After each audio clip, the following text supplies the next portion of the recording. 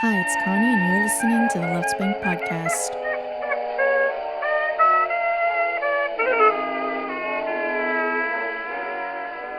Today, we're going to be speaking with vocalist Elena Gilliam, affectionately known as Lady E, Jazz Living Legend Awardee. She was instrumental in helping and supporting my start in jazz. And joining me today as a co-host is Brian Clemens, another musician and a great pianist. We talk about her career, how to get gigs, dealing with rejection, serving her community with music, taking care of her family, and so much more.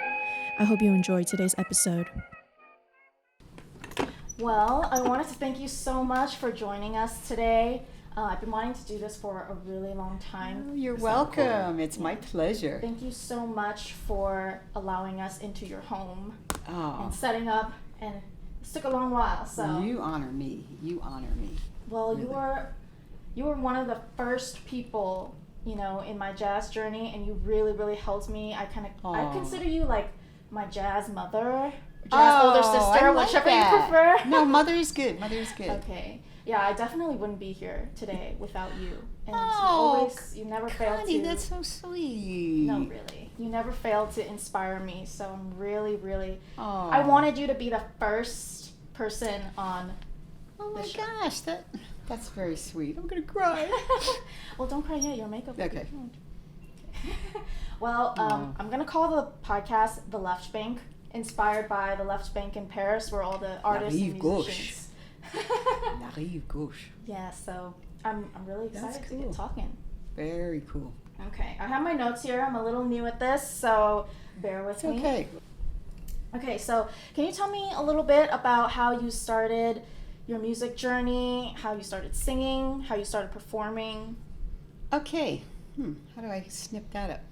Well, Take however long you want. I was so shy and introverted as a kid that music just wasn't in my thoughts as far as being a performer. I just loved listening to it, all the late night shows with all the jazz musicians and the other musicians and pop musicians, pop vocalists. So I just loved that. Even from being a little kid, we got to stay up late sometimes, and we would just watch all those wonderful shows. So that was I knew that I loved music. I knew that I sort of liked to sing, but I didn't start coming out of my shell till I went to college, and I started to do that, especially if I was drinking a little bit. Yes. My mother's not around. Especially, that loosened me up a little bit. Yeah, of course. But I still didn't see it as a career till I moved to California. Moved to California when I was about 24, Okay. and my brother was out here, and he helped me get myself established. I got a full-time job at UCI, and I worked there for over 30 years. But what I discovered were night classes. And I took pop vocal, and I took my first voice one. I'll never forget. Two memories that stick in my mind with my beginning in music. One was voice one, and having to sing, because you learn your song, you sing in front of the audience, and my knees were shaking so hard I was just praying that nobody was watching below my neck, because you had to sing in front of everybody, whatever song you chose. I chose Who Can I Turn To, which is one of my all-time favorites from Anthony Newley, and Right. I remember watching him on television, and I just always loved that song. Sammy Davis Jr. did a pretty famous Oh version, yes, didn't he did. I haven't did. heard you sing that one. I haven't even seen it of your. The funny thing is, I hardly ever sing it. Oh, I hardly ever sing it. But now I'm thinking about doing that on my next show, so we'll see what we should. have time for. Yes. But I love it. I just love it. Now, I didn't sound that great when I first did it in voice one, I don't think. But that was my intro. The second great moment was as I was taking classes at Orange Coast College, a couple of vocalists here and there would tell me, you can get into the big band and you can sing with the big band. And figured that out. Dr. Charles Rutherford was my mentor. He was he had about 4 or 5 big bands going and a jazz improv. Well, I never was able to take jazz improv. That was daytime. But I did it Saturday morning or Monday night, and I started singing with the big band. Was the biggest thrill of my life. And that's when I knew, this is my niche. This is it right here. I love this. So it was just a real powerful feeling, singing with the big band. I love that.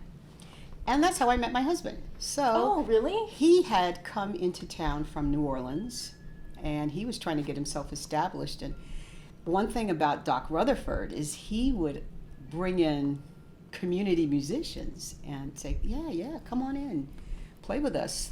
And you could meet a lot of different people, a lot of different musicians, and arrangers as well. So I met him after a concert one day, and this was towards the beginning of my time with the big band. So we put on concerts, so that was the greatest part, being able to perform. And after the concert, he came up to me and said, "Are you working with anybody?" And I said, no, I'm just floundering here. I don't know what I'm doing. And he was trying to form a group out here. So he did. Sometime later, we started working together, and a year or two after that, we wound up getting married. So it worked out really good. Mm-hmm. From that point on, he spoiled me to death because he did everything. He found the musicians for us to work with. He found the gigs. He set up the equipment. He made sure everything was in place for me, and I was very, very lucky. That's why I have a lot of admiration for single women in music, because when you're out there trying to do that by yourself, wow, that's a lot of work. But I was very fortunate, and my husband did my first CD, Moments in Time, we called it, because it was some of our special moments. And boy, he got some great musicians early on, because he was always taught, you never know who can play with you until you call them. So we had so many wonderful musicians. James Polk, who was a wonderful pianist. Tootie Heath, famous drummer. The Heath brothers are a famous jazz family. Stan Gilbert, great upright bassist. Oh my gosh, we had so many. Donald Dean, fantastic drummer. That's how we got involved with Donald. And we played all in Laguna Beach. Oh gosh, we were at the hotel. We were at the Ivy House, was a place down there, and that's where we started playing jazz. Mm-hmm. And we just kept going, and he kept finding the gigs, and we kept working together over the years. Did what I could, working full time. Okay, so this is during UCI, or this is while I was working. Yeah. Wow. So it was great. God, I couldn't do that now. Work full time and oof. Oh, I know. Woo, no. Well, I remember when we first met, you told me that you felt like you were getting your second wind in music. So, can you tell me a little bit more about that? What led you to? So did you take a break before coming back a couple? Because I met you when you were already gigging a lot. Mm-hmm. So that's right. Was there that's a break? Right. We did. Or well, actually, I retired in 2010. Okay. And after that, that's when I retired from UCI. Okay. So that's when my husband was really encouraging me to do some other things and work with some other musicians on my own. Of course, I was like, what? On my own? Yeah, I feel the same way. Okay. All right, I can do that. Yeah, I can do that. And the first one who really helped me was Ron Kobayashi, Oh, okay. who's, hardest working man in Southern California, hardest working musician in Southern California. Yeah. Anyway, he's fantastic, and he brought me in on a few gigs, and then I did a few other gigs with other players, and that's when I started working more without him. Now, he was very busy with his organization because he started a nonprofit organization for developmentally disabled adults. He did that early on in the 90s. Program's been running for 25 years, so he had spent a lot of time working through that as executive director. Mm-hmm. So that kind of took a little bit of time, but we still worked together when we could. We still went out to jazz series or concerts, and we still did that together. But when I met you, it was that time, and I was starting to work more and more. And this was in 2018 for people that. That was way back when. And early 2018 probably. I remember seeing you at the parks and like. Oh yeah, right. I missed the I parks. can't remember I before missed Connie the parks met you. too. That's So- where I discovered Yeah. you. Oh, and that's I had, right. We met there. Yeah, I remember the Yeah. first tune I heard you sing. It was "Summertime," and I was like, Really? "Oh my God, this is the way it's supposed to sound. This Yeah. is insane." It was probably late, so Oh. I played there in You're so late sweet. 2017, and I think I had already heard you in maybe around Okay. late 2017. Okay. And I remember going up to you after, and I can't remember what I said, but I was pretty shy about it because you were like a Yeah, you star. were pretty shy. Yeah. Well, you were a star, and I was a star. I was a 22 or Legend 20, in my own mind. 22 or 23-year-old, pianist who was kind of Yeah. just starting out, Yeah. and I mean I'm still kind of just starting out, but I was even more Oh. green then, and I remember being You're a lot farther along right now. Definitely. But I remember, I remember being pretty nervous going up to you, and I remember loving Really? your performance. It was with Oh. Julio and Julio, Michael Levan. Michael is Yeah, definitely yeah. there. Yeah, I And, can't remember who's on bass. Well, we had different bassists. Luther Hughes. Yeah. Who else did we have? Wait, there was Luther. Sometimes we had Ernie Nunez. Yeah. Sometimes Right. we had, Might have been Ernie Nunez. yeah, and the guy who played with Nancy Wilson. And a pianist named Oh. Francisco Francisco would sometimes come in and, Loyo, right? yeah. Yes. And he Oh, would he was sit in. great. He Yeah. played with Luis Miguel. He was Luis Wow. Miguel's music director for a long time. And Julio was part of that organization too. So they called Michael and I, because Michael and I had been working together a lot. So we met Michael when I started doing gigs. My friend Jan took me around to help me, and Jan was a music enthusiast. She's a pianist herself, and I met her at a performance I did at the Lighthouse with another great saxophonist, Ben Clatworthy.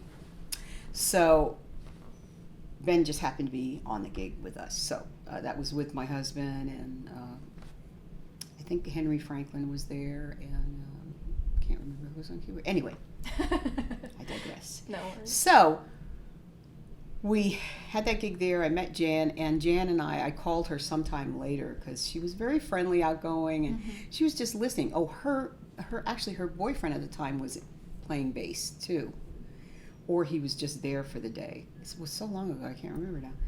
But she called me because I almost fell off the stage. You know, coming down from the stage, the steps to the Lighthouse on the side are very narrow, and I had on this this dress that was, sleeveless, like a tube dress, and I almost stepped on it and had one of those wardrobe Oh my God. malfunctions, and I almost fell. So she helped me, she caught me, and then we became friends. But Jan loved jazz, and she tries to help promote jazz in the area. So she went around with me to a lot of places to try to find a spot for me to have a gig. I found a place in Long Beach, Bricks. I loved it. It was a little place, a little corner place, and my husband graciously played with me and one other player. He said, I'll help you get through this, help you find somebody. And we went through musicians, and that's how I wound up with Michael. Because when Michael came on the set, Michael Levan, he said, you can work with this guy. This is the one. Oh, You can work with this guy. so George knew Michael before, or was that No, I met Michael at one of my trips out with Jan at Cook's Chapel. Remember Cook's okay. Chapel? Yeah. So we Of met, course. and at the time, Michael was going through some ups and downs in his life, and Jan thought we'd be good together, and she was right. So we started practicing together, and it was nice because not all musicians want to practice. They just want you to hire them and True, see you at the yeah. gig. But I kind of needed a little bit more than that, and Michael was willing to, yeah, we can work together. So we hired him for a gig, and that's when George said, yeah, Michael he'll help you out.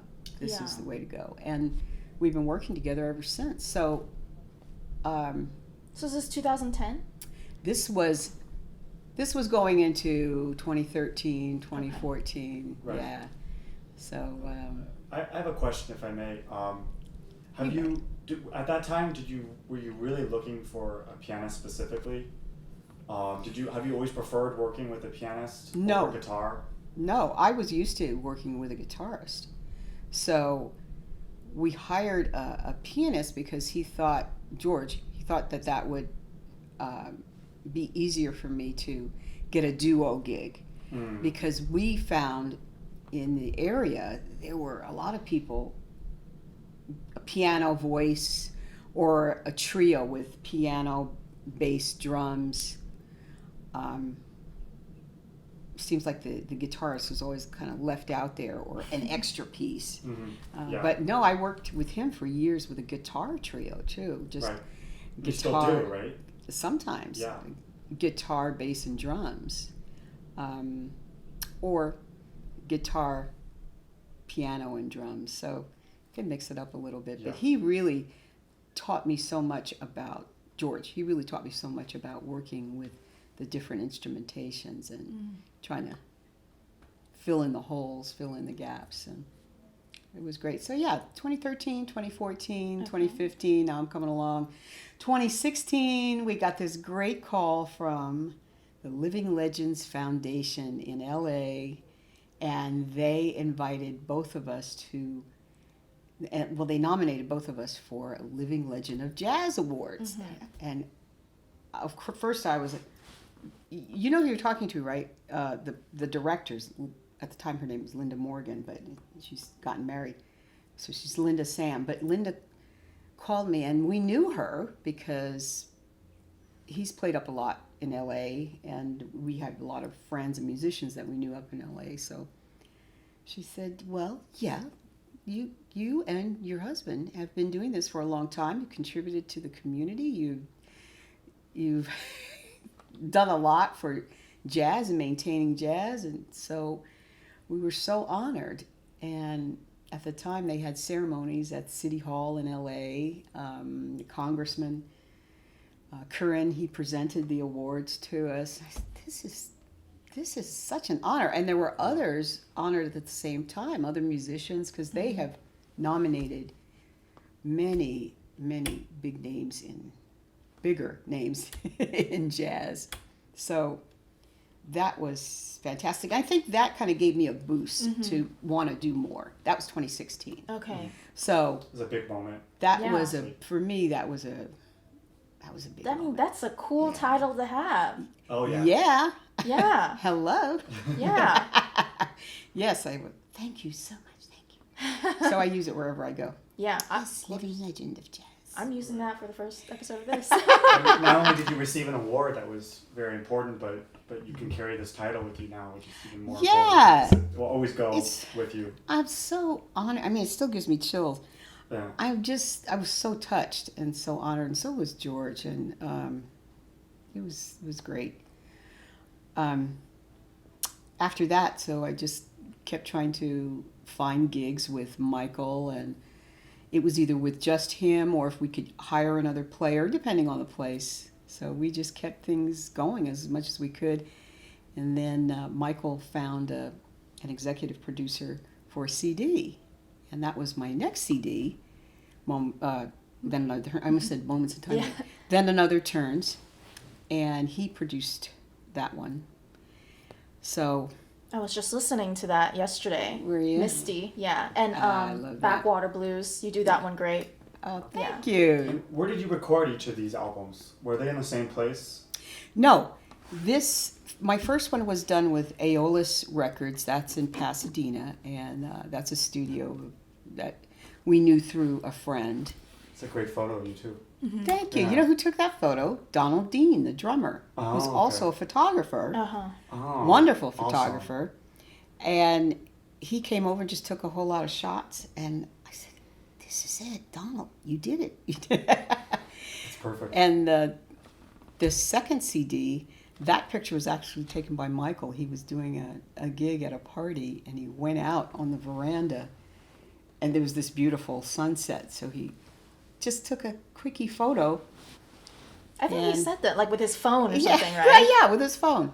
I And could tell he it just looks like loved an it. iPhone 8. Yeah. Oh, no, wait, I think that's a sub end. Never mind. Anyway, Yeah. so he did the second one, and there you have it. And Cool. hope to do another one day Yeah. Yeah, I'm sure you will. when I figure out what to put on it. You should do like all your favorite songs that you started singing. I think that would be super cool. Yeah, Yeah. you know, that's so funny you would say that, because I started making a list of my history in music and the songs that I liked along the way.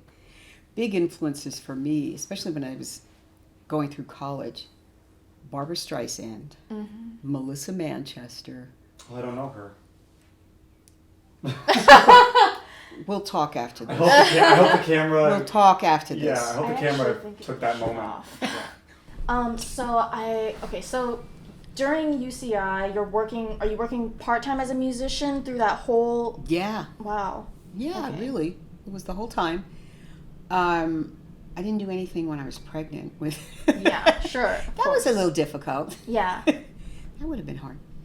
But that was fun too, after having a kid and keeping her in the mix of music. You know, George used to play a lot down in Laguna, doing solo guitar too. So I have pictures of her out there, you know, running around with him. That's so and cute. yeah, and it's fun talking to a kid and teaching a kid about music. And I'll be darned, when she got to high school, she was listening to classical and jazz, and The you know, good she's stuff. got a pretty good rounded musical education, which is, I'm sure if I tell her, yes, you're welcome, she just would say, no, you didn't do that. Yeah. Yeah. You know how kids are. Yeah. Anyway, so, and she loves entertainment too. So one of the, switching gears now, one of the things I wanted to talk to you about was your stage fright, because we talked about this a good amount, because you know that when I was starting out, I could barely get out to jams, wanted to throw up, and so I'm curious to your pre-gig preparations. How has that changed? How did you get through your stage fright, and do you still have it now? Oh, you know, I get nervous now, and it's really, You get nervous now, but not before? I get nervous still now. Oh, Is okay. what I really meant. So again, I grew up, I was very shy and introverted, so I didn't acquiesce around groups or crowds. That was hard, but I think singing is more individual. So when you're actually performing, you're up there as an individual, so you're kind of in your own head too. You're thinking of your song, you're thinking of getting into the melody of your song. The lyrics of the song are so important, and it's fun. So when you start to move over to realizing, oh, I'm just telling a story here, I'm okay, I can do this, I can do this. Just pretend you're in a room by yourself. And at first, like I said, in that voice one class, I was shaking like a leaf getting through my song. And then the more and more I did it, the more comfortable I became. And when I got a microphone in my hand, well, it's like a whole different sound. So suddenly you feel like, oh, I really like this. I've got to make this sound good. So you want to keep practicing, and you want to keep singing a lot, just so you can learn and be more comfortable in yourself with what you're doing. And I think one of the things I told you was, keep singing and make sure you know your song before you get up in front of a lot of people and try to do it. Because I found that that's when I would forget lyrics, I'd forget where I was, I'd be so, then I throw myself off, and forget where I am in the song, and oh, this isn't gonna work, is it? So maybe I'll learn this a little bit better before I try it again. Haven't noticed that. So- Yeah. Oh yeah, smile. So didn't mean anything by that No. yet. Or at the end. Yeah, I guess you never know. oh gosh, and that's the thing. What was my other favorite expression? Fake it till you make it. Mm-hmm. Fake it. If you forget your words, make it up. Mm-hmm. I was just doing that the other night. A big show. It's like, improvisation is a what? big part of jazz. And I don't know what I'm singing right now, but I'm still on the melody and I'm getting through. Okay, I guess that sounded all right. And I listened back to one song and I thought, wow, that makes no sense what you just sang, but I got through the melody, okay? Mm-hmm. Yeah. So it's never ending, really. And the more you know a song, the better off you're going to be able to perform that song without freaking out. Because even if you're nervous, you're still going to know that song. And I've been singing so many of these songs for so many years. Some of them I could probably do in my sleep. And you'll get to that point too when you just, oh gosh, I know that. Like, I've been riding on the railroad. Yeah. So it sinks in. So what do you?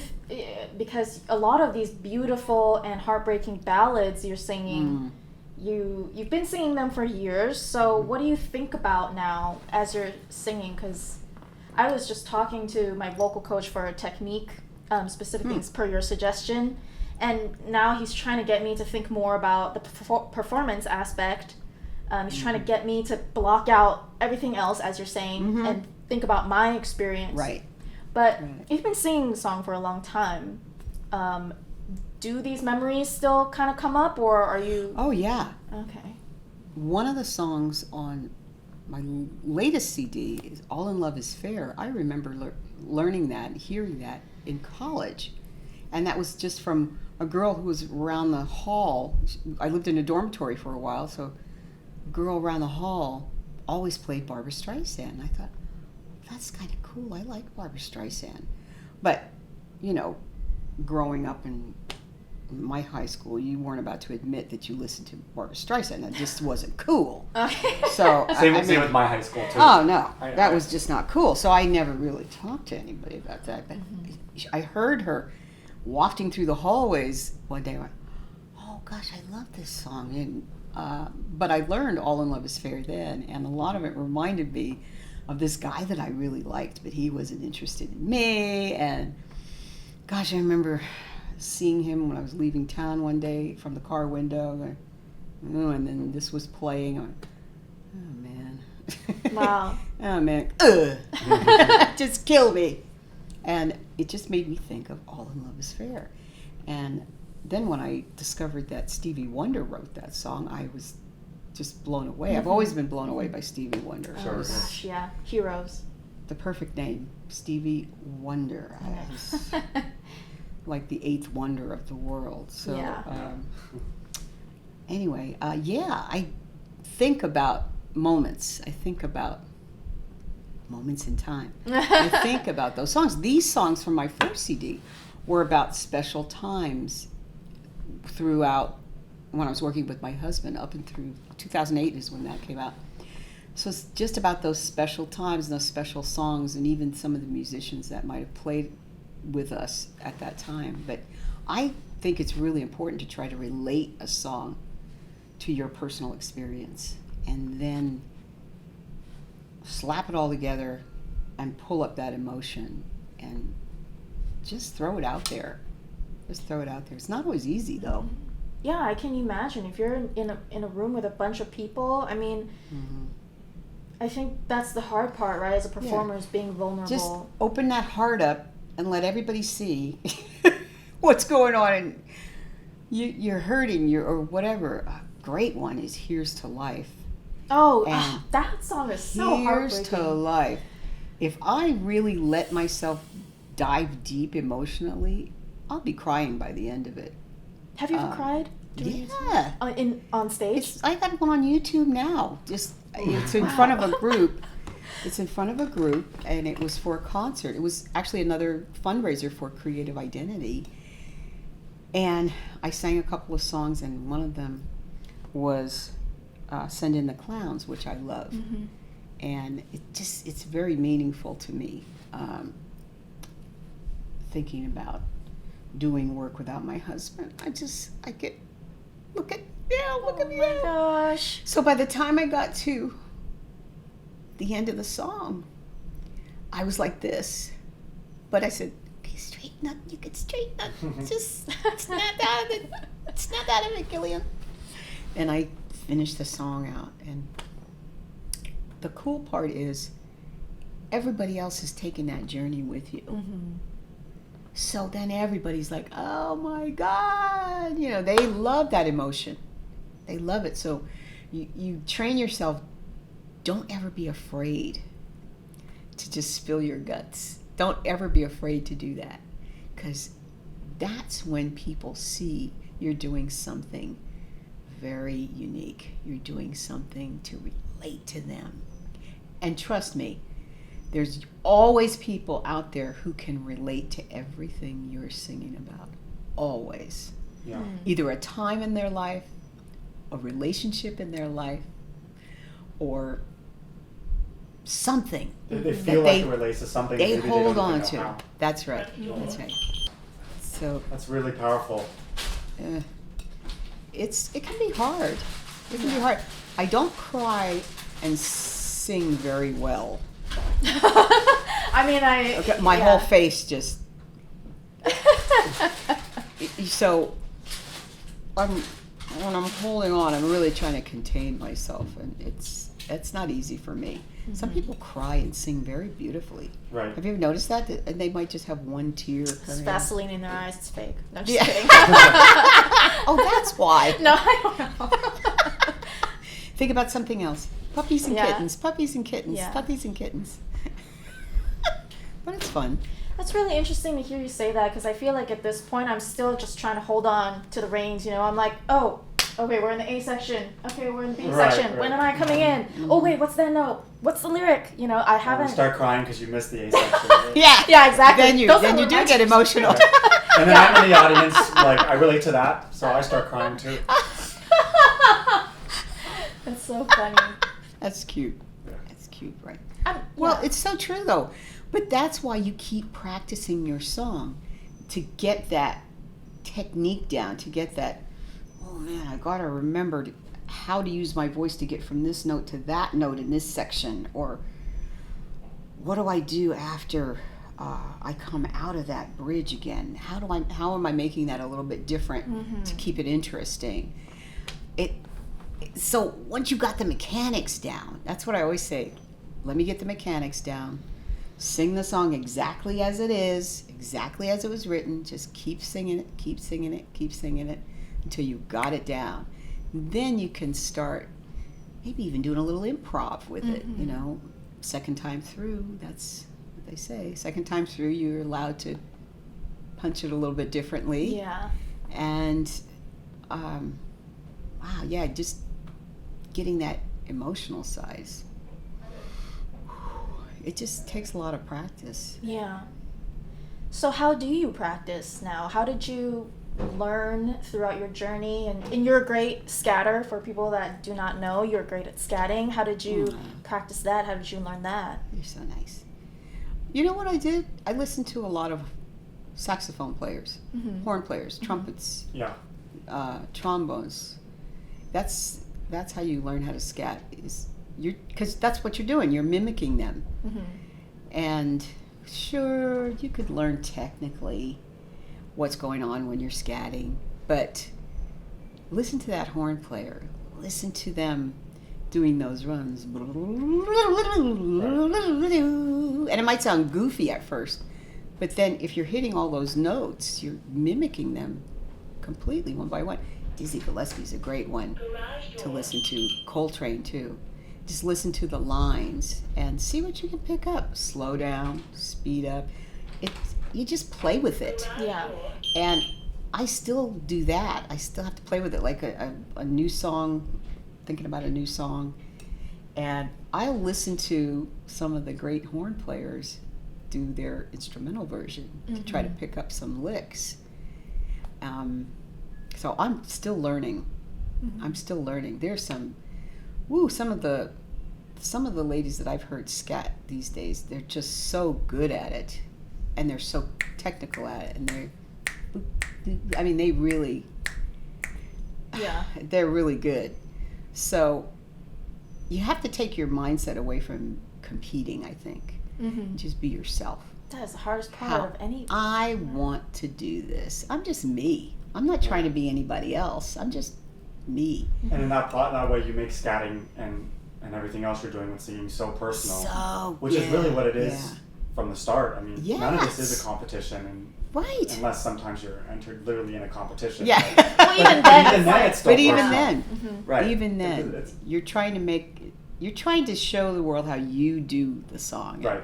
what you want to do with it. And I love trading with horn players too, Yeah. because, Oh, yeah. and it's easier for me. That's one of my tricks. It's easier for me when I have a horn player there and listen to them for a second and just mimic it.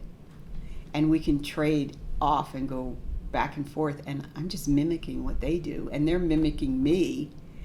And it's amazing how fun it is and how good it sounds. Yeah. And what I really love is to harmonize with a sax player. Oh. I do that with Edmund Velasco really well. Oh, yeah, it's great. And he will stay on a one note, and then I'll try to harmonize with that. Oh man, Yeah. if I can hold the note. No, you can't. I heard. If I can hold it, without going, holding on to that support, like, please let me maintain this note. Anyway, so I love it, and I'm just playing around. Mm-hmm. I'm just a goofball. So Yeah. I like to That's goof what around. so many people love about your performance is that you're so free and you're so yourself. Yeah, and I Yeah. just love musicians Mm-hmm. and making a song a great thing. Yeah. Let me turn that off. I'm just so happy that you're doing this, and I'm honored to even be a part of it. 'Cause, We're honored to have you, and we've talked about this for so long because we have. always talk. I mean, it's so nice to date a musician because you're kind of dealing with the same challenges and you understand each other. yeah, And we try to Definitely. we Yeah. try to solve problems together, and we've always think about like, oh, I wonder how this person's doing that, and we wonder like what this person's journey has been like. How did you deal with this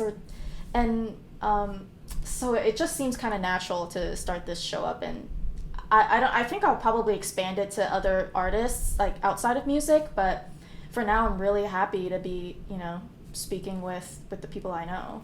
oh, Yeah. that's great. That's great. Yeah. And there's a lot of people around who, in Orange County especially, there's Yeah. been a lot of biggies in music. Yeah. So Some great, I'm sure. great yeah. players. Mhm. A lot of great wisdom out Yeah. there. So, what is the most challenging thing about being a full-time musician? Or just a couple of the major challenging things of being a full-time musician? Well, I really think I'm a part-time musician. I consider myself a part-time performer now because, I'm helping to take care of my mom, Mhm. and honestly, I'm to that point in my life where I like being part-time. I like just doing shows, and this past year has just been so horrific with the pandemic, and I had so many things, like a lot of other musicians, I had so many things planned before everything started shutting down. And I had a lot of time to contemplate, wow, this was going to be my year that I'm really coming on here. I'm going to steam through. I mean, I was talking to somebody at Vittorio's. I had a date there. I was talking to somebody. Oh, never mind. I didn't even want to think about it.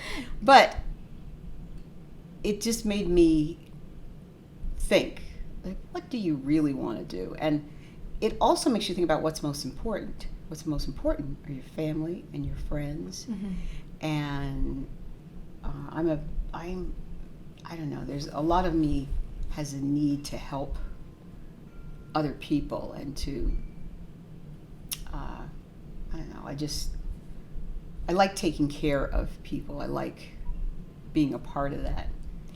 And being so close to my husband and my daughter, my mom, you know, it's just a wonderful thing. So in taking care of them, I think for women too, if you've got a family, you're taking care of that family too. You're always doing that.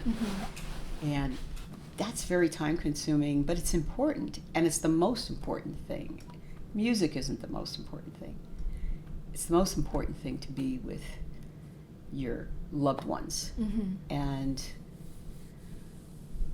anyway, I'm part-time, and what I want to do are just shows. I want to focus on the one-night shows, and I'm not so into doing regular 3 to 4 hour gigs a night.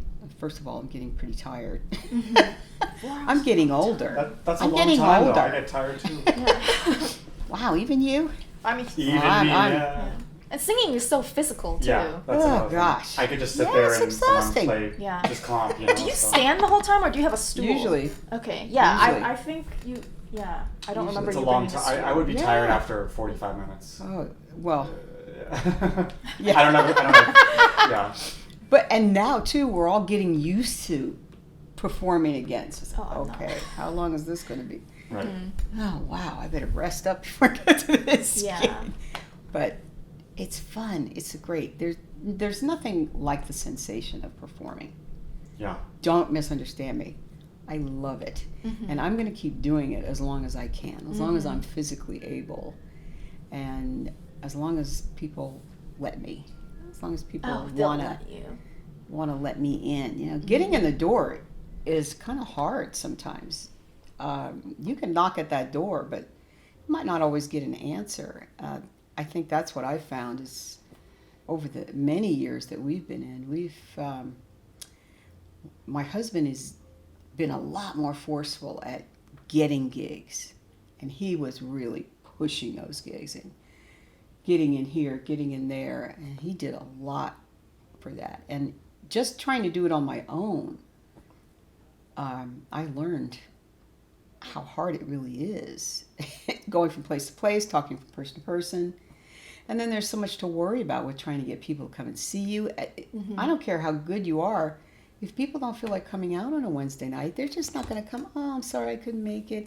You can't blame them. Yeah. So, But it can kind of get to your head too.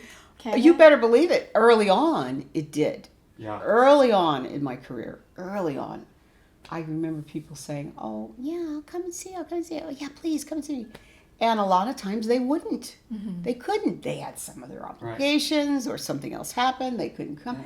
You know, you can't. I learned along the way to not take that kind of thing personally because it wasn't personal. It was just, everybody doesn't want to go out, even on the weekend. People do other things. So it's hard. It's hard to build up that audience. I think that's why I'm more interested in doing festivals and just being out with a lot of people because they're out anyway. Yeah. And they're just out enjoying the music and trying to eke my way into that door because that's another door that you have to keep knocking at to get in. It's just not that easy. So, you know what? Whatever. I'm just doing it. I'm just going along, moving along. Yeah. You know, working here, working there. How did you deal with no's or non-answers? I'm still learning that myself. Well, you just appreciate anybody who's ready to listen to you and ready to listen to your proposal. And of course, for the music business, you have to learn how to talk to some of the managers and the owners, and they want to know what you're going to bring to the table. So before they have to ask you, you can tell them, well, I've got a long mailing list, and I do have a big support group. This is how long I've been doing this. I love to come, and if you're looking at a place to try to build up an audience too, a lot of places don't want to build up an audience. They just want you to bring everybody every time. And that's the hard part. So, but if you let them know, hey, I'm willing to come in and build up an audience in this area because I would love to do that, and I'd love to bring in more business to your place. And not every place has a respect for music. It's not all even Steven. You know, there's only a few places that highly respect the music, the musicians, the performers, and make the show center of what is happening. Something more than just kind of ancillary way of paying the bills for the restaurant. Or bringing a few more people in the door than they would have. Oh, there's a lot of great restaurant owners who do respect the music. And of course, when you realize that their business is number one in their head and they're going to do what's best for their business, you have to know that. Yeah. You have to know that. And if that includes changing up the music, you've been there for a long time, well, you know, and you just say, well, you know what, thank you for having me for so long, I appreciate that. And you walk on. And it could actually be good for you. Could shake you up a little bit. It could make you think, oh, okay, well, now I have time to do something else. Let me see what I really want to do here. Maybe I just want to work on some recordings for a while. It's a hard business if you're not diversified, I find. So I think the best advice I can give to anybody coming in wanting to do it is diversify. Write music. Teach music. Right. Do podcasts. We'll see if this makes me any cash. Do radio shows. Record music. Mm-hmm. I have a great friend, Andrea Miller, and she was just telling me, well, I'm working on trying to do some recording for people. So I make myself available for recording. People all the time want you to record their music so that they can try to sell it. Mm-hmm. Well, that's a good little niche to be in. That's what I'm trying to get into niche. That. Yeah. I'm taking a demo reel workshop by Empowered Singers. Yeah. Excellent. Mm-hmm. Who's doing it now? It's Felicia. Do you know Felice Hernandez? Oh, I know her. She used to play with Ron. Oh, did she? Yeah. I've heard of her. I've heard Ron. I'm not sure if I've ever heard of her. I didn't know it was her. It is. Yeah. Paul Navidad is the one that recommended me, and I've talked to him a lot too. He's a great musician. Yeah, and he's so sweet. He's so nice. He's taken over the big bands at Orange Coast College thanks to Doc Rutherford. I mean, he was the one who brought him into as a possible replacement when he was going to retire. Uh-huh. And Paul is such a great musician. Oh yeah. Yeah. Great musician. Supreme. He's the. I remember because I was taking his class, so I pop into his office hours and just like talk about my woes or whatever, and he graciously listens to me and like I taught him how to do that. Well, I asked him, because I was having a lot of, especially in the beginning, I'm comparing myself to all these other great, singers. I'm like, gosh, these people are so good. These musicians are so amazing. How am I ever going to do this, blah, blah, blah. And then, then you start reaching out to gigs, and then you start realizing some people will say yes, some people will say no, and some people won't respond at all. I did a gig with him at South Coast Plaza, and that was the first time somebody said that I wasn't what they were looking for after the gig. Oh. But it's fine. I'm over it. But it was the first time I had experienced somebody directly saying, yeah, we don't want you. But, it's a part of the business. Don't quite fit. Yeah, you have to have a tough skin. Mm-hmm. And I say that with a grain of salt because I'm not really tough-skinned. Who is? Well, I know people who can handle more than I can. Oh, yeah, me too. Let's just say that. I don't have a skin. Yeah. Well, that's just got to be I'm transparent.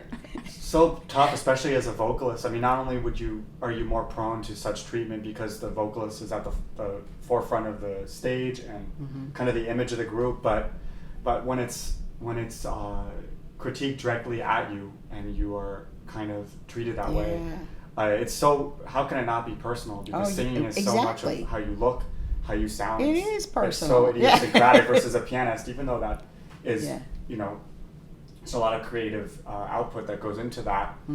It's definitely, I feel like it would be easier. So really props to the singers that have learned how to deal with that and and are still going. So, and you know, honestly, in Southern California, it's a lot about image. It's a lot about what you look like. You know, I have had that issue since the beginning. I'm a big person. I've always been a big person. And being a big person of color, you know, me going places, there were very few people who really supported me getting out there and being in front of the group and just telling the painful truth. But They would say that to you? not to me directly, no. But I know my husband encountered some things that he spared me. Or he spared me about. But because it's about the image, it's about what you look like on stage. You know, they want a little cutie pie who can dress in a really short skirt, and sometimes, not all the time, sometimes. But this, I'm talking years ago now. I think we've evolved a little bit. I should hope so. I think we have. A little bit. But it's still, there's still a lot going on. And I can tell you that in this county, there's still a lot of that going on. They're looking for, and I can't say I'm still in that pocket because I'm not that young anymore. Now, it's almost as if as you age, it's more allowable to not be that picture perfect to me, performer. That's kind of what jazz. That's not really what jazz is about. It's not about the image. Because when I think about jazz vocals, I think about Sarah Vaughan, and I think about oh my God, Ella Fitzgerald. And it's, I mean, they're beautiful women. Ella always said, well, I'm not a glamour girl. I just like to sing. And I loved her for that. And that's the way I felt. It's like, you know what? I'm just singing. Whoever wants to hire me or listen to me, I'm thrilled. Yeah. I'm just thrilled. So I try not to think about who doesn't want to hire me, or who's not looking for quite what I do, or quite the way that I do it, or something more exciting, or whatever. I think you personally light up a stage very well. Oh yeah, yeah, totally. The walking back and forth and the way you pick out people in the audience. And you're never bored at an Elena show. Sometimes I'm mad that you look at me too much because I'm like, hey, what am I doing? But she's not looking at me. Yeah, I'll remember that now. But no, it's very, it's very entertaining. You. That's show business. So I always say, if I'm not having fun, this is not worth me doing. I just can't stand there and sing. Yeah. Doing anything music related, if you're not having fun, what's the point? Yeah, it's too hard. There's too many challenges. If you don't love it, it's not worth it. Absolutely, it's true. You're right. Yeah, you're right. And you know what? I think age and experience makes you a better singer. I really do. It makes you a more comfortable singer, that's for sure. Yes. Because I'm a lot more comfortable in my skin now than years and years ago. As you should be. Doesn't it seem logical? Yeah. So now it's like, yeah, okay, I can do that. Or, no, I don't want to do that. Or, yeah. it's cool, baby. As we're talking about all these challenges, I just wanted to bring up for anyone listening, and yeah, if you've heard so many times from, you know, like famous musicians, like, don't get into this for the money, obviously, because there's no money, and if you don't love it, there's just too many challenges and it's not worth it. And what I was saying earlier, I was talking to Paul and I was asking him, you know, how did you get through all of this, comparing yourself to other people, having other people judge you, having other people tell you whether they want you here or they don't want you here, people choosing other people over you, like, how do you deal with all of this? And he actually used a reference from The Godfather. Have you seen that? Oh, yeah. Many times. I love it. Have you seen that? Who do you think? Well, he didn't see it. I made him me. watch it. But well, I very embarrassing admitted that I hadn't seen it. It's okay. It's okay. You guys are young. And this was when did we watch it? About last year. Like a year or two ago. Did you watch the trilogy? Yes. Yeah. I love all three. I love all three. Good. I like the third one Amazing more than a lot of people movies. liked it. That's for sure. Amazing. So what did he? Which one did he use? There's quite a few. It was a second movie. So he was talking about, because do you remember when Michael goes to see Roth Hyman, whatever his name was? and he's saying, "Who put the hit out on my guy?" And then Roth says, when somebody killed one of my guys, I didn't ask who did this. I thought, that's the business that you chose. And that's what Paul said to me. All of these problems that I'm facing. Remember that, I will never forget that. 'Cause I was That's really like, good. that's a pretty good way to. Surprised you haven't told me about this that's yet. I did. I forgot. Did I forget? No. But he didn't say it in a Oh, I way. forgot. He didn't say it in a way where it was like, okay, just suck it up. You know, this is the business you chose. No. Yeah, it was just Yeah. like, honestly, this is the business is- that you chose, yeah. and you'll. Yeah, true. Go into it with your eyes open. Mhm. Don't be fooled into thinking, oh, wow, I'm going to hit it big and I'm going to Yeah. be traveling the world. And for one thing, things are so much different than they were, especially in jazz. So when jazz was coming about, it was so much more popular. 50s, even early 60s, 40s, 50s. I mean, Yeah. it was the time. And it's just different now. It's just different. So it's up to us to keep jazz going. And what's so great about it is it can encompass so many other genres, and you can. Yes. I mean, I'm not even just talking, I guess, about Yes. the technical fusion genres, but you can take, Beatles songs and tunes that people know and love, right. and Stevie Wonder, and even stuff that's like really never played as jazz, and, Oh, yeah. and sing it on stage and have someone do an improvised solo. That's right. That's And- right. That's what my husband does too. He did a few on his CD, and it's always been like that. Wes Montgomery, Oh, famous yeah. guitarist. Look at what he did. Oh And my Pat gosh. Metheny too. Pat The whole Metheny. album Oh, of yeah, fantastic. Beatles tunes Yeah. and then Sarah Vaughan. Have you heard Sarah Vaughan's Beatles album from That like one's fantastic. 1981 or something? Yeah. Oh, it's Yeah. amazing. Yeah. Wonderful. And it just opens up to a whole new audience of people. Oh, I love this song. Wow, I can never imagine it in a disco way, but Oh, this is yeah. great. And then, oh my God, Sarah Vaughan. I never listened to jazz, so I didn't know about her, but this is fantastic. Now I'm going to start listening to jazz, and the next thing you know, you're That's into true. looking for other versions of Lullaby of Birdland. Yeah. Yeah, and So that's how it starts. for so long, people would come up to me and like, "Is this jazz? I didn't know that this was jazz." You know, they Yeah. would hear ballads or they would hear songs that they're very familiar with, and we just did them in a jazzy way. And I said, "Well, yeah, it can be. I said, keep your mind open for jazz." Yeah. Yeah. Well, I've always been curious when people say jazzy, and I don't think it didn't offend me the way you just used it, but there's something about it when non-jazz musicians say Oh, yeah. jazzy that is so cringy. No idea. And I know this might sound a little elitist, but That's okay. at least I own it, yeah. But there's something about it that really irks me, and I think a lot of the time is maybe because I've been on a gig and the person in charge says, can you make sure that you play background music and make it jazzy, or we want to take this, or I'm working with a singer who's maybe not too experienced, and they say, I want to take this tune and make it jazzy. It's like, okay, well, what does that mean? Yeah. Are we thinking, do you want me to add a fourth note to the chord? Are we talking You about want swing? the particulars. Well, not even, Can you swing? Can you? Yeah. Well, it's hard when This somebody. upbeat, like I said, I know I It probably can be sound like a snob arbitrary. right now, but there's something about that word, and I'm glad we're talking about this because I want to hear other people's opinion. That just really has irked me when people say jazzy. I think I it's don't know because why. it's so vague, and they. Well, it I is can't vague. tell if it's because of that or something else, but It is Yeah. vague. It is vague. Yeah. And with a vocalist, especially, or a musician, they're not going to. Usually, you wouldn't expect them to say, "Well, let's make it a little bit jazzier." So, it would be Right. somebody who might not have much experience, but it's your job to educate them. Yeah. So you have to look at it that way. You have to say, "Oh, do you mean? How do you like? Do you like a medium swing? Well, are we thinking of the old beat, or are you Sinatra big thinking- band are you recordings, think- or- Right. You Right. tell them, and then the next time Yeah. they'll be able to say exactly how they want It's it. like So pedagogical. almost. it's really an opportunity for you to teach someone yeah. the better way to describe it. Because Yes. you're like, what are you talking about? Jazz dance or you mean like jumping up and down? You mean like real fast? Yeah. Swing. Are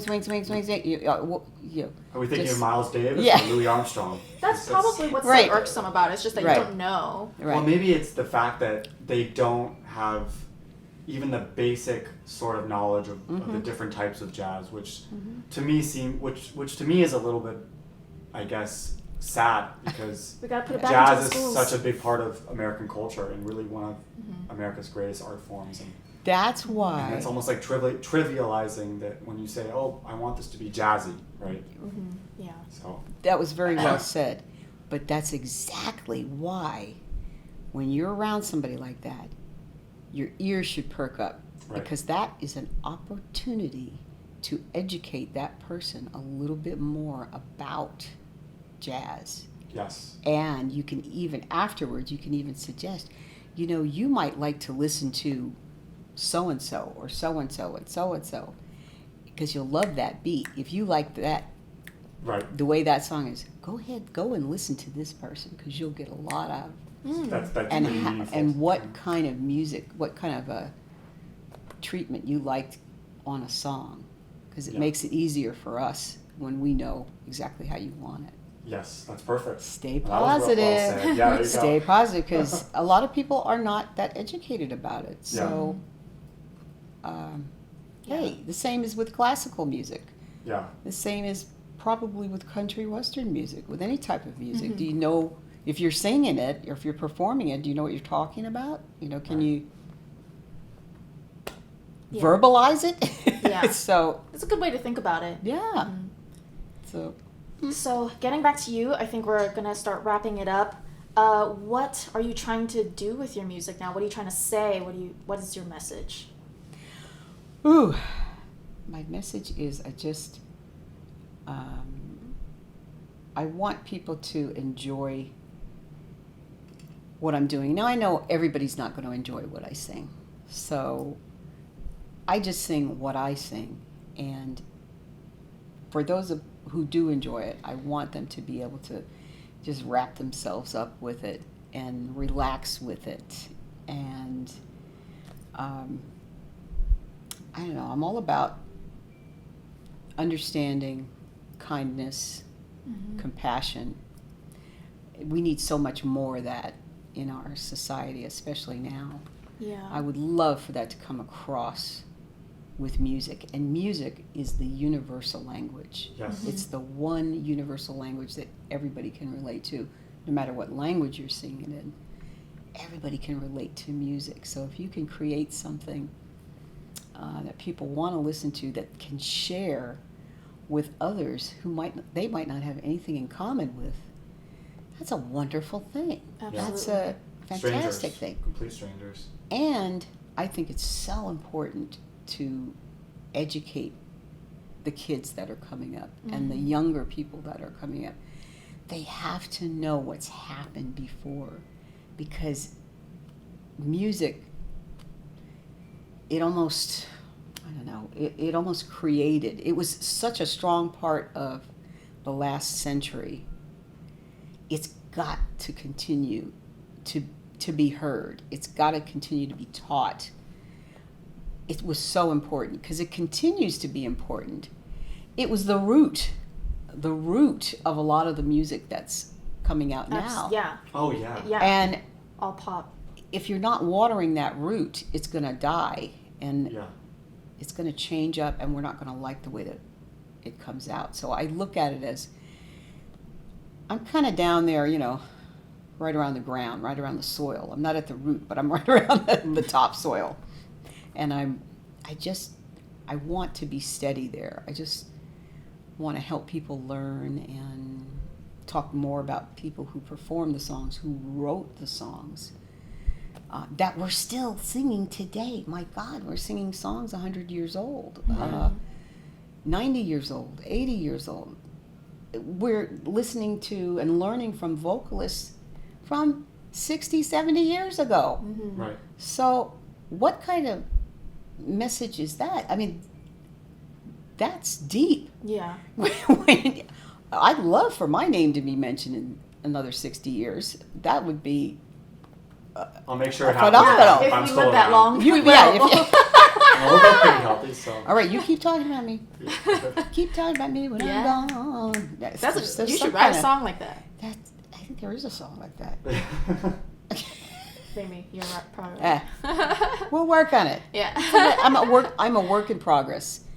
At my age, I'm still a work in progress. I'm trying to do other things. I'm trying to do art and jazz together, trying to pull that together. People love to look at visual art. They love to listen to jazz, to music. Why not put the two together? So that's what art and jazz is all about. And I think I'm trying to perpetuate that more, and as well as just I want to do some traveling and see other parts of the world that I haven't had a chance to see. And it'd be wonderful to perform there, but even just a chance to visit and see and hear other music. Yeah. So, Do you have a sense of service connected to what you do in music? well, I think so, because I do like the idea of young people learning about jazz. You know, when my daughter was going to grade school, we did a couple of shows for the kids all about jazz, and I taught them that Scooby-Doo was the way to scat. So I said, okay, this is how you scat. Scooby-Doo. You know the cartoon Scooby-Doo, don't you? And they were like, yeah. Scooby-Dooby-Dooby, Dooby-Dooby-Dooby. And it was wonderful. Those kids spent that whole day, they told me afterwards, they were Scooby-Dooby-Dooing all day. Oh my gosh, their parents must have been Jazz! so good. And those kids were drawing pictures. We love jazz.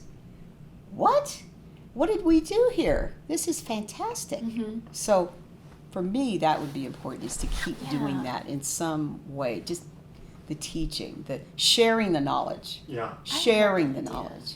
Music appreciation is Yeah. such a huge part of music education. Yeah, and so much of it is gone. Otherwise, It's they're not just learning there. math, basically. Or not literally, but it's the same. Well, no, Yeah. Just I for the understand sake what of you're learning it saying. versus Yes. actually internalizing it. And, Right.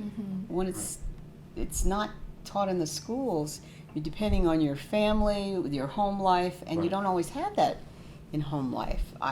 We didn't always listen to a lot of music from the old record player.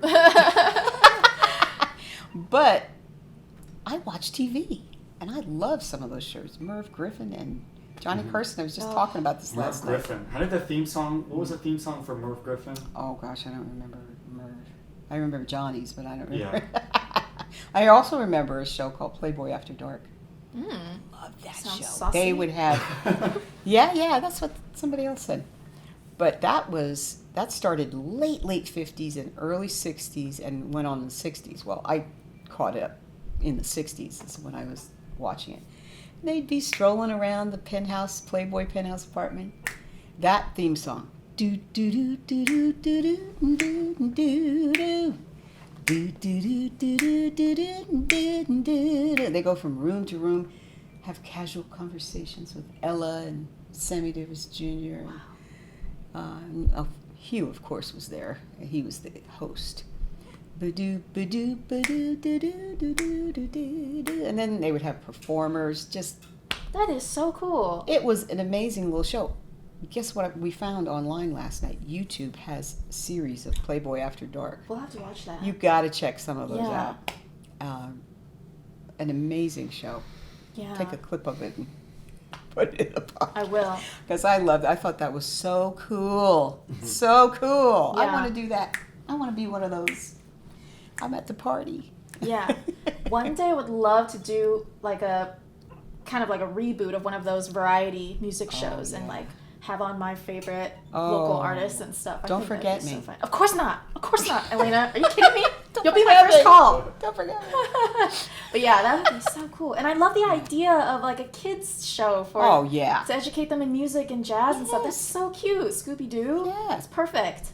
Yeah, well, I don't know what the kids watch now. What's famous now? I don't know. SpongeBob SquarePants, but that doesn't quite roll off Yeah. the tongue. No, they don't. They watch people commenting on video games. I think that's kind of. Oh, yeah, Twitch. Oh. Right. We'll infiltrate that. We'll, you know. See, you It's just can such a- live stream. bend it a little bit, Yeah. mold it, come up with your own Exactly. Make it sound interesting to them. That's Yeah. all you're trying to do. I did a little blues tune too. I don't know what I did with that, but I wrote a little blues tune. So my husband was there. He's playing guitar with a blues beat. Doo, doo, doo, doo. And I talked all about, I got the homework blues. I got the homework blues. I said, now you repeat after me. I got the homework blues. I got the... So I did these lyrics about kid coming home after school, grabbing their razor. Razors were big at the time. You know what a razor is? The cell phone or the... Skateboard. Oh, yeah. the razors. scooter thing? The original... I had one, and it after the totally skateboard. hit my ankle when I was a kid, and it was not fun. Yeah. You should have stuck with just a skateboard. Oh, that's even instead worse. of the razors. I fall on my face with So skateboards. first with the skateboard, then with the razors. And Yeah. so I came home from school, grabbed my razor and went on out.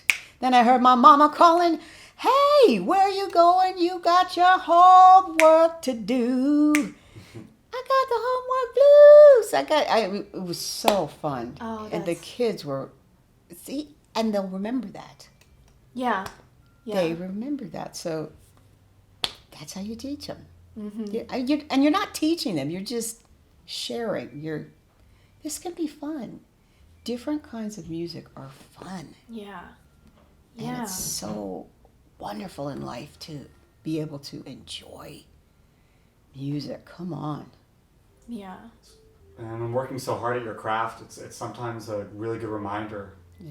And I feel like I even play better when I remind myself. It's like, wait, you're actually supposed to be enjoying this, even if you're playing, Autumn Leaves for the millionth time, or Right. or the Right. All of Me, Right. for the 80th time. It's like, Yeah. I'm kind of revealing the tunes I love at this point. Yeah. But yeah, there's always something to be found. Always. Yeah. Except for with Fever. That's the only song I refuse to I do. like that one. You like that one? Yeah. Fever? It's Oh. Yeah. Oh, so much of that is on the singer. Yeah, Because the that's true. musicians just have to keep playing the same thing Just the- over and over. And the snapping. So Yeah. much of that is having the singer make you feel Yeah. it, Well, Right. who doesn't like Peggy Lee's version of that? You See? don't Well, I like love Peggy Lee. I just hate that song. But a lot of people like that song. Oh, I Yeah. know. They do, yeah. Whoa. Yeah. Yeah. Where do you draw the line? Oh, I don't know that song. I'm so sorry. Oh, I just do Or- it. Well, Yeah, sure you do. I sometimes make jokes about it, but I'm like, yeah, we'll do it if you want.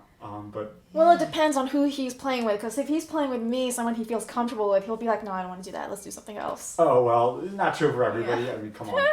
I'm usually a pretty good sport, though. I mean, No, he especially is, if yeah. it's not my gig, and Mm-hmm. Yeah. Oh, yeah.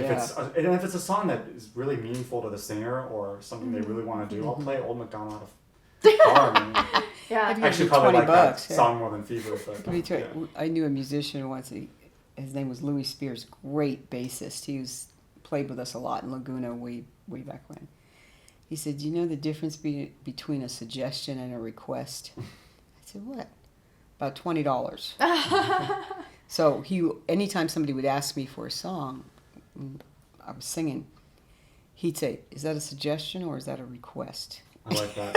Ooh, yeah. I said, "Oh, my friend Louie wants to know if that was a suggestion or a request."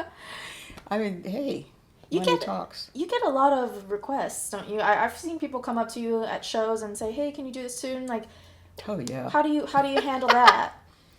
Well, I'm honest with people. If I don't know it, I don't know it, or I don't know it well enough. I know about the song, but I may not know it well enough.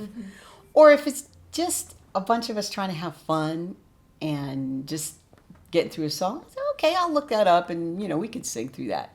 That's no biggie. Yeah. It depends on what kind of spotlight is on. Do you know what I'm yeah, saying? Yeah. Type of setting. Yeah, and if you have a show list, if it's a show, it's really hard to do Oh, sure. extra. So you Yeah. say, "Oh, I don't have that in my show this time, but maybe next time I'll try to learn that for you, or try to do that for you." So Yeah. you just have to go with the punches, I think. Right. So it's it can be a lot of fun too, because sometimes people surprise you.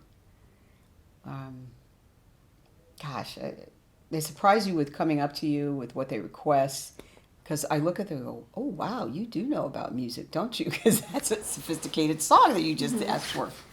Or I wish I could do that song, but I'm actually working on that song right now, so maybe next time, come back. Yeah. Do something like that. Or if it's a song that I really don't relate to, no, I'm sorry, I don't do that. Oh, I'm so sorry. Yeah. Well, that's I'm so sorry. totally within your rights. So. Well, yeah. Yeah, people aren't usually pushy about it. Oh, Right. come on, please. Oh, come on. And you don't want I've hardly ever found that. to fake the song if you don't know it, Yeah. especially. Because that's Picture not it fair for to the people who somebody. requested it. Even if they say, oh, Yeah. that was still great, don't worry about it. You know, Yeah. you never know what they're really Yeah. thinking. Yeah, and yeah. Too funny. I Keep remember your integrity, I guess. being doing music for a wedding in Laguna Beach, which, of course we did a lot. But somebody from the Gershwin family was going to be at this wedding. I thought, oh my God, I sing a lot of Gershwin tunes. So I thought, okay, I've got to make sure I'm really on point here because I don't know who it is, Right. where they are, where they're sitting. I'll just try to really, but I thought about that all night. My God, somebody in the Gershwin family's here. Good Lord, I've got to make sure this is That's a lot right. of pressure. I mean, Whoa. I never did find out who it was, but I was hoping to meet them too, but that didn't work. And then one night I sang You've Changed, that Billie Holiday, You've changed, that sparkle in your eyes is gone. it's a sad song. Yeah. One day, this guy came up to me, he said, my father wrote that song. I went, what? Oh my God. Whoa. What? That's crazy. Are you serious? He said, yeah, my dad wrote that song. Oh my God, where is he? I don't know if he was Wow. alive at that point or if he, but that guy lived in Laguna. And I said, oh my God, that's fantastic. And I'm like, oh my God. You just think, oh geez. Next time it's going to be someone coming up to you. I wrote that song. I wrote that song. I wrote right? that song. Yeah. Amazing. That's incredible. I mean, even Yeah. Amazing. it really shows you that you never know who's in the audience. You don't, or You think who's of going to these- hear your music. Right. You think of these obscure Yeah. songs. It's like, oh, I bet nobody in the audience knows it. It's like, no, that person, their cousin, Yeah. recorded it or wrote it. Right. Or Yeah. wrote it. Right. Or, yeah. Or Or I've gotten this before. Yes, I know Stevie Wonder, and I would love for him to hear some of your stuff. And Wow. and they just recorded me playing All in Love Is Fair. yeah. And I'm like freaking out. Oh my God, did I sing that on key? Was I in the right pitch for that song? Okay, I guess you can do that, but here's the CD. Yeah. Oh, gosh, that's insane. So they showed it What? to Stevie? I don't know, Uh-huh. but he, and he wanted to have a little party at his place and had him over. Well, okay, just let me know. Yeah. Stuff like that hardly ever pans out. 'Cause yeah. oh, that's so fun. Thank you. Just let me know. Never depend on that kind of stuff. Sure. Never.